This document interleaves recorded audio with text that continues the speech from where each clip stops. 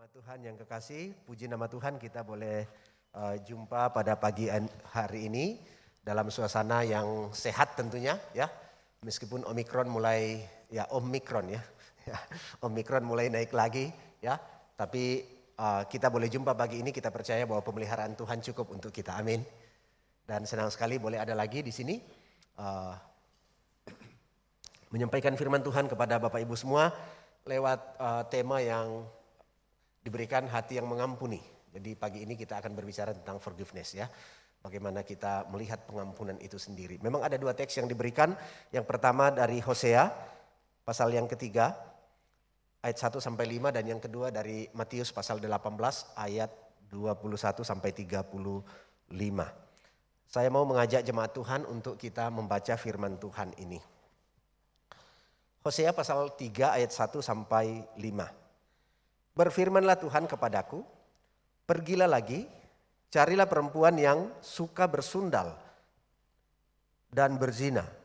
Seperti Tuhan juga mencintai orang Israel, sekalipun mereka berpaling kepada Allah-Allah lain dan menyukai kue kismis. Lalu aku membeli dia bagiku dengan bayaran 15 shikal perak dan 1,5 homer jelai. Aku berkata kepadanya, lama engkau harus diam padaku dengan tidak bersundal dan dengan tidak menjadi kepunyaan seorang laki-laki. Juga aku ini tidak akan bersetubuh dengan engkau. Sebab lama orang Israel akan diam dengan tidak ada raja, tiada pemimpin, tiada korban, tiada tugu berhala dan tiada efod dan terafim. Sesudah itu orang Israel akan berbalik dan akan mencari Tuhan Allah mereka dan Daud, raja mereka. Mereka akan datang dengan gemetar kepada Tuhan dan kepada kebaikannya pada hari-hari yang terakhir. Lalu kita pindah pada pembacaan yang kedua tentang perumpamaan pengampunan ya. Lewat Matius 18 ayat 21 sampai 35. Demikian firman Tuhan.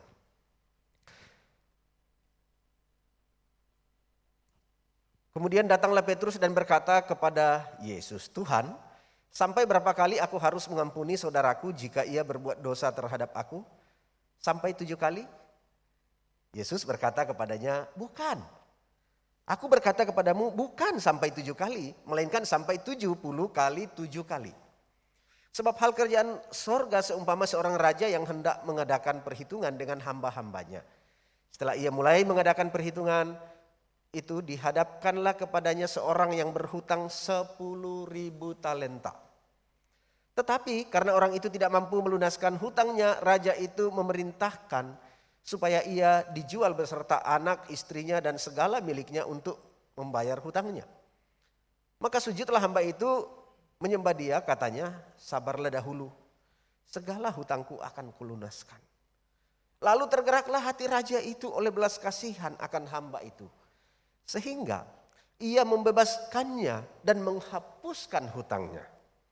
Tetapi ketika hamba itu keluar, ia bertemu dengan seorang hamba lain yang berhutang 100 dinar kepadanya. Ia menangkap dan mencekik kawannya itu. Katanya, bayar hutangmu. Maka sujudlah kawannya itu dan memohon kepadanya, sabarlah dahulu, hutangku itu akan kulunaskan. Tetapi ia menolak dan menyerahkan kawannya itu ke dalam penjara sampai dilunaskannya hutangnya. Melihat itu kawan-kawannya yang lain sangat sedih lalu menyampaikan segala hal yang terjadi kepada tuan mereka. Raja itu menyuruh memanggil orang itu dan berkata kepadanya, hai hamba yang jahat, seluruh hutangmu telah kuhapuskan karena engkau memohonkannya kepadaku. Bukankah engkau pun harus mengasihani kawanmu seperti aku telah mengasihani engkau? Maka marahlah tuannya itu dan menyerahkannya kepada algojo-algojo sampai ia melunaskan seluruh hutangnya. Maka Bapakku yang di sorga akan berbuat demikian juga terhadap kamu apabila kamu masing-masing tidak mengampuni saudaramu dengan segenap hatimu. Sampai sedemikian jauh pembacaan kita pagi hari ini. Bapak Ibu Saudara yang dikasihi Tuhan, waktu kita baca Hosea ini memberikan petunjuk tentang sikap manusia ya yang tidak setia kepada Allah, yaitu perempuan yang bersundal, perempuan yang berzina, yang dalam tradisi Yahudi itu harus dirajam batu sampai mati. Tidak ada cara lain, itu adalah hukuman yang harus dijalankan untuk seorang yang kedapatan berzina. Saya kira masih ingat ketika Yesus dihadapkan dengan perempuan berzina dan orang-orang berkata, bukankah Taurat mengajarkan kita bahwa harus dilempari batu sampai mati. Saudara yang dikasihi Tuhan, hal itu merujuk kepada keadaan kita. Tetapi kita diibaratkan sebagai perempuan yang berzina yang harus dihukum. Tapi kemudian Nabi Hosea disuruh untuk membelinya. Dia beli dengan harga mahal padahal ini perempuan sundal. Dia beli dengan harga yang mahal. Untuk apa? Untuk merujuk kepada sikap Tuhan. Memang dijelaskan bahwa demikian juga Israel, tetapi nanti akan cari Tuhan. Kita lihat dalam Hosea bahwa meskipun ada hukuman Tuhan, tetapi juga selalu ada grace, selalu ada anugerah yang ditawarkan. Inilah Tuhan kita yang sangat baik dan amat baik. Dan lewat kesempatan ini, pagi ini kita melihat tentang perumpamaan dalam Matius yang mengajar kita untuk melihat Tuhan yang murah hati, Tuhan yang sangat baik, yang membebaskan hutang hambanya karena belas kasihan, 10.000 talenta. Tetapi yang juga ingin agar hambanya itu melakukan hal yang sama. Dan inilah inti yang kita akan belajar pagi hari ini, bahwa itu ibarat Tuhan Yesus yang sudah mengampuni kita atas dosa dan kesalahan kita yang begitu besar. Tetapi juga menginginkan kita agar kita melakukan hal yang sama, mengampuni orang lain yang bersalah kepada kita. Tetapi faktanya, biasanya kalau kita bicara dengan teman, kalau ada yang curhat ya, apalagi kalau kepada hamba Tuhan, dia mulai jengkel dengan temannya dan dia mulai cerita begini. Aduh kak, ini kalau anak muda ya, kak, saya jengkel sekali sama dia. Oh kenapa? Sudah dia buat yang jahat sama saya hitung-hitung sudah 2 kali dia permalukan saya di depan teman-teman. Oh gitu ya? Iya saya hitung-hitung sudah 2 kali, tunggu ya sampai 3 kali. Kalau dia ulang lagi 3 kali, baru saya marah betul. Jadi dia menunggu kesempatan untuk berbuat jahat. Menghitung, seolah-olah kalau 3 kali ya itu sudah waktunya untuk berbuat jahat. Atau sudah waktunya untuk membalas. Itu hal yang bodoh yang dilakukan ya. Dan sama dengan Petrus dalam cerita ini, satu waktu datang kepada Yesus dalam Matius ini tadi. Petrus datang dan berkata, Guru, berapa kali aku harus mengampuni saudaraku? Disebut Tuhan ya. 7 kali kah? Kenapa? Karena Petrus teringat pengajaran Yesus dalam Lukas pasal 17. Kalau baca boleh buka di Lukas 17 ayat 4. Di situ Yesus pernah mengajar murid-murid bahwa kalau ada orang yang bersalah kepadamu 7 kali dan datang dalam sehari 7 kali juga, maka 7 kali juga kau memaafkannya. Jadi Petrus ingat, oh Yesus mengajar 7 kali. Tapi yang Petrus tidak sampaikan di dalam cerita ini adalah Yesus bicara 7 kali itu dalam 1 hari. Ya kan? Dan karena itu dia datang bertanya, Guru, berapa kali harus aku mengampuni? 7 kali kah? Rasanya Yesus mau bilang begini, good gitu kan. Kamu sudah ingat pengajaranku.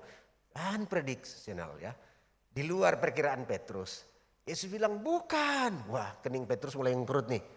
Loh kok bukan? Bukannya guru ngajarin gitu. Bukan. Kamu harus mengampuni 70 kali 7 kali. Rasanya Petrus shock gitu ya. Loh guru ajarkan 7 kali kok sekarang 70 kali 7. Nah kenapa? Karena Petrus lupa yang Yesus katakan itu dalam sehari saudara membuat salah 7 kali.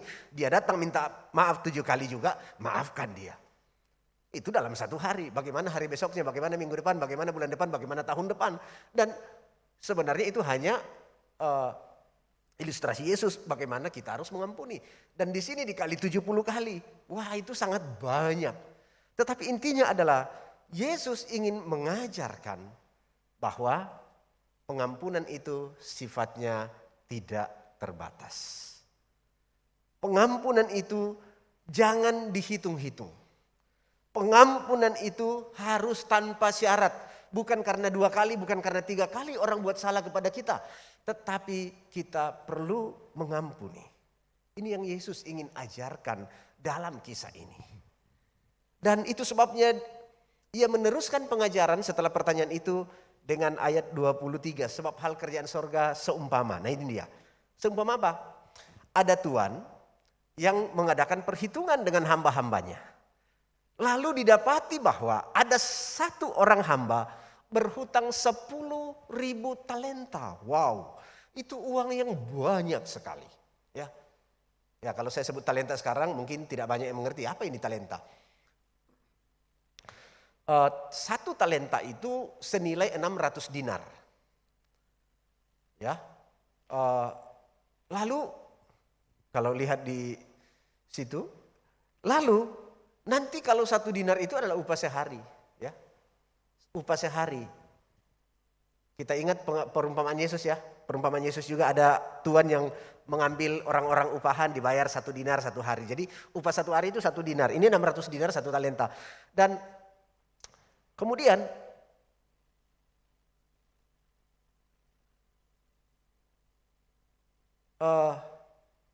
satu dinar itu kalau dikalikan dengan upah kerja sekarang katakanlah 100.000 ya. Rata-rata upah kerja seharian kan 100.000. 100.000 dikali 600 ini kan berapa itu ya?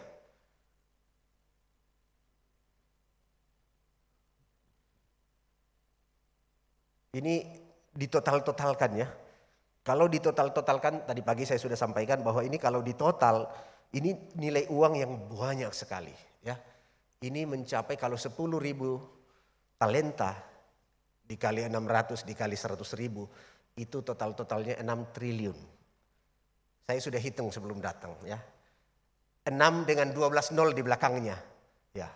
Sampai saya bolak-balik lihat ini betulkah tidak? Waduh 6 triliun. Lalu mulai hitung-hitung, waduh ini uang yang banyak sekali. Besar sekali jumlahnya. Tetapi orang ini memang kita lihat bahwa besar hutangnya, lalu dia datang kepada tuannya, lalu dia minta pengampunan tuannya. Sabar dulu, akan kulunaskan hutangku. Lalu apa sikap tuannya? Sebenarnya tuannya bilang begini, tidak mungkin ya, dengan uang sebanyak ini, 6 triliun ini, waduh, orang hamba ini mau bekerja seumur hidupnya juga tidak mampu.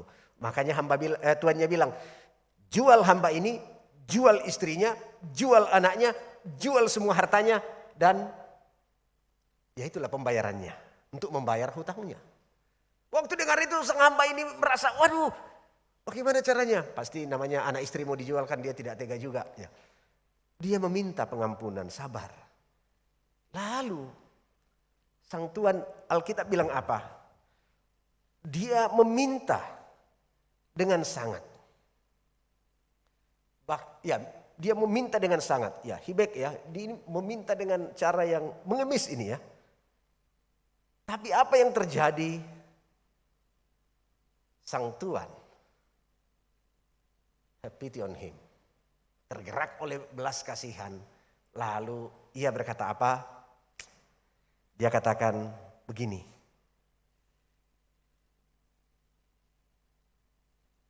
Kamu bebas. Hutangmu lunas, kamu boleh pergi. Waduh, rasanya leganya gitu ya.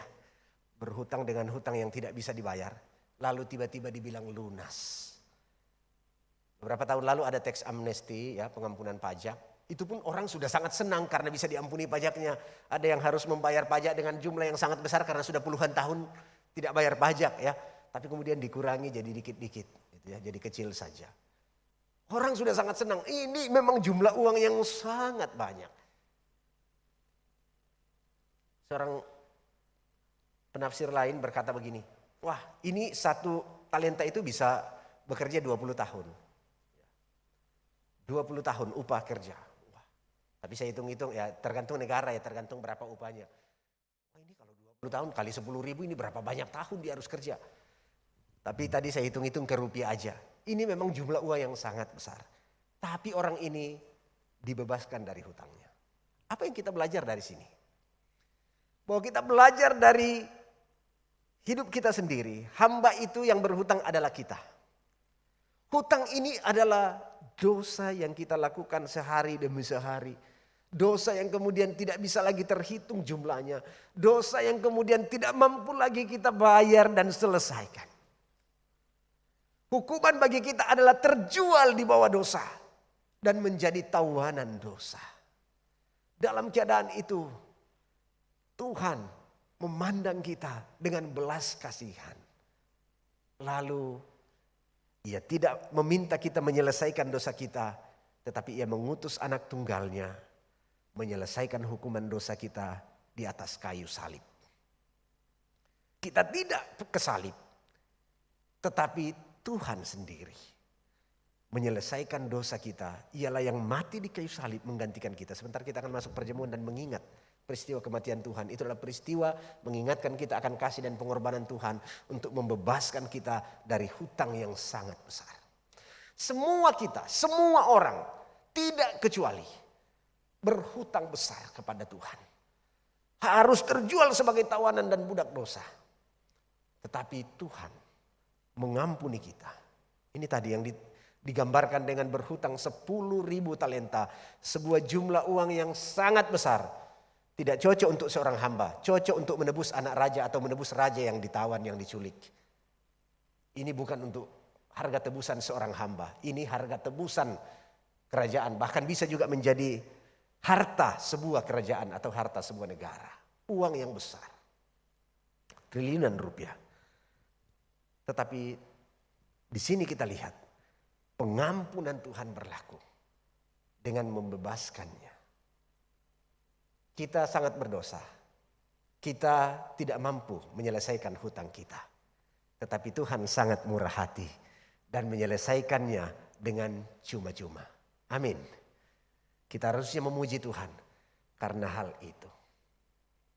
Yang kedua yang kita perhatikan dalam hal ini adalah ceritanya berlanjut. Orang ini diampuni, dia sangat senang. Waduh, Tuhan membebaskan saya. Hutangku lunas. Ya kalau dia Kristen dia akan bilang haleluya gitu ya. Puji Tuhan, hutangku lunas. Dia keluar dengan sangat senang. Tetapi sambil keluar dengan sangat senang, lalu dia lihat temannya yang tadi tuannya. Ini temannya berhutang 100 dinar.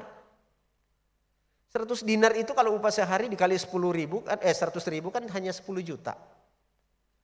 10 juta hutangnya, ya itu juga bukan uang kecil ya. Tetapi artinya 10 juta dibandingkan tadi 6 triliun ya. 10 juta hutang temannya. 100 dinar dikali upah sehari 100.000.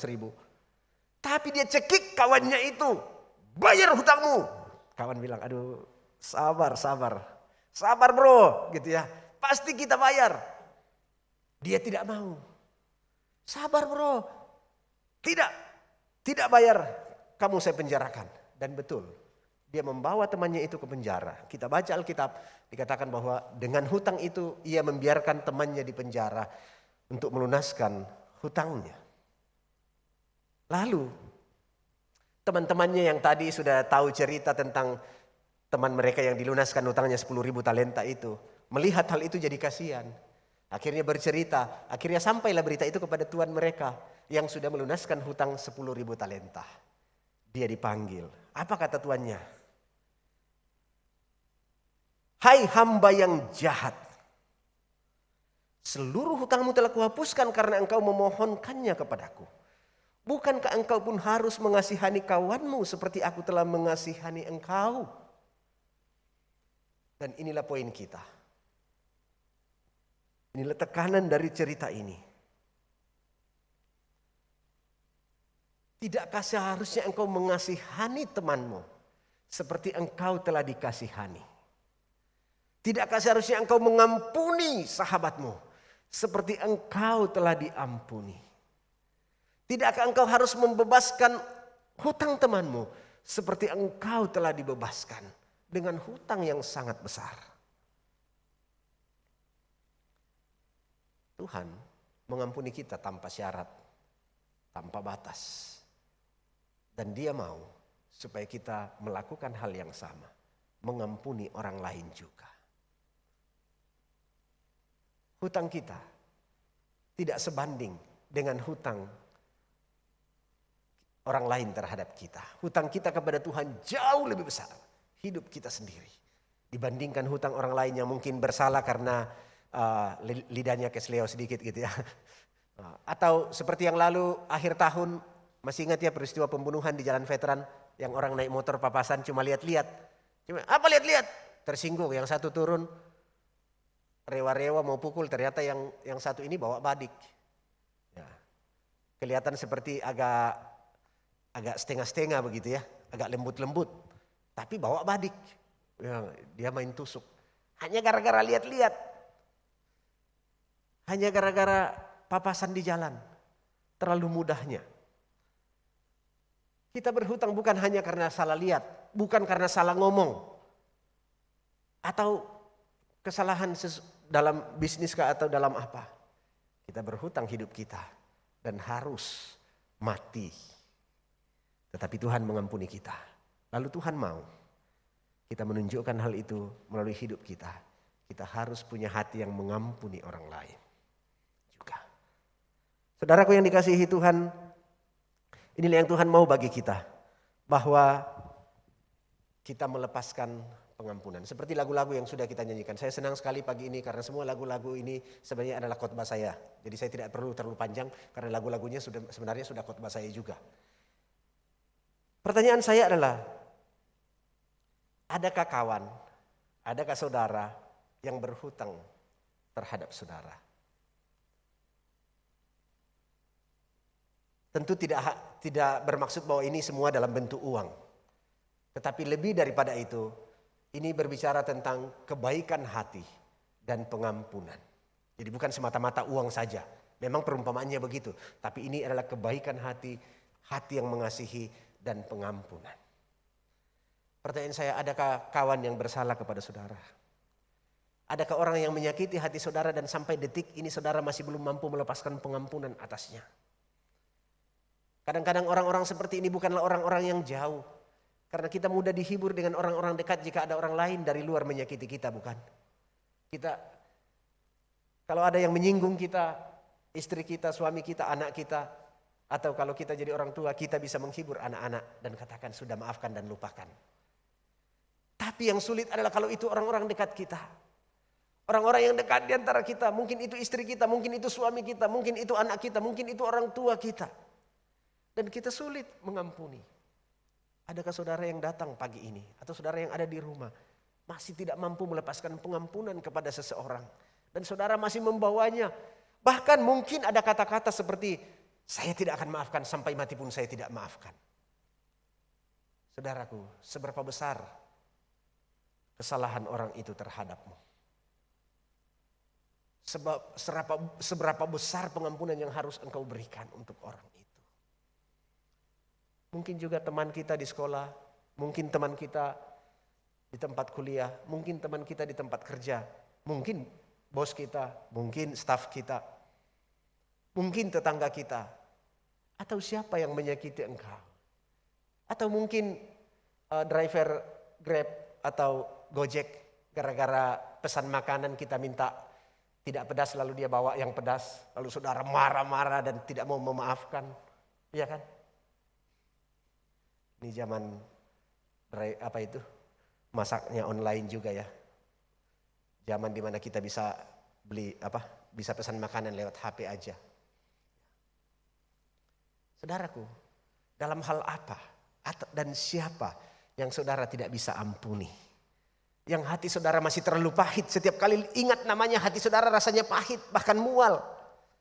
Kenapa? Karena mengingat kelakuannya.